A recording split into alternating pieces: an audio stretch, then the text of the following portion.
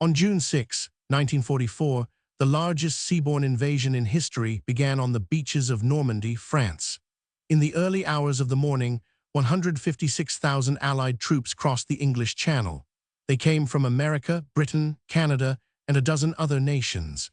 Their mission was to break open the Atlantic Wall and begin the liberation of Western Europe from Nazi Germany. The planning had taken 2 years. Operation Overlord was the product of an immense industrial and logistical effort. 5,000 ships, 11,000 aircraft, artificial harbors built in Britain and towed across the Channel. An elaborate deception campaign, Operation Fortitude, convinced the Germans that the real invasion would come at Pas-de-Calais, not Normandy. Even as troops landed, Hitler refused to release his panzer reserves, believing Normandy was a feint.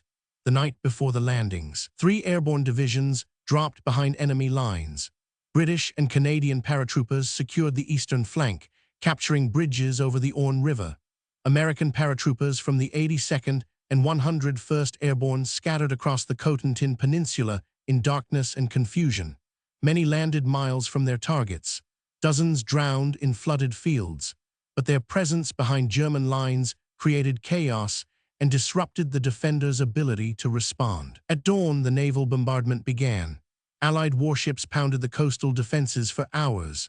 Then the landing craft came in across 5 beaches: Utah, Omaha, Gold, Juno, and Sword. At Utah and the British and Canadian beaches, resistance was fierce but manageable. At Omaha, it was catastrophic. American troops from the 1st and 29th Infantry Divisions landed directly in front of heavily defended bluffs. German machine guns cut them down in the water and on the sand. In the first hours, hundreds died without reaching the shore. It fell to small groups of men to destroy individual gun emplacements one at a time, climbing the bluffs under fire with no clear orders and no support. By late afternoon, the situation had turned.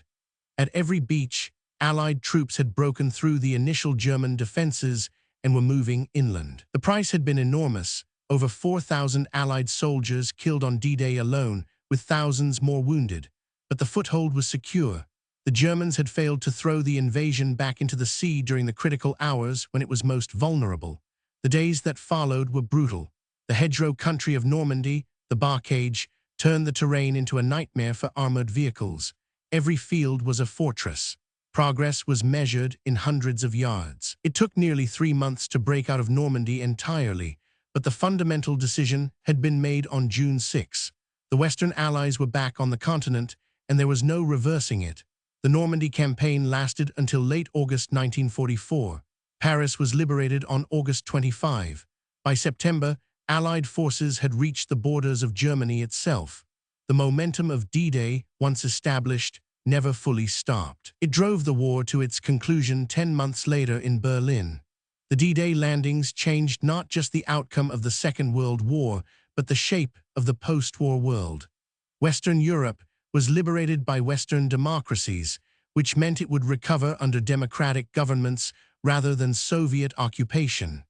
The alliance forged on those beaches between America, Britain, and Canada became the foundation of NATO and the Western security order that endures today. June 6, 1944 was not the day the war was won, but it was the day losing became impossible. On those 5 beaches, in those first terrible hours, the decision was made, and it holds.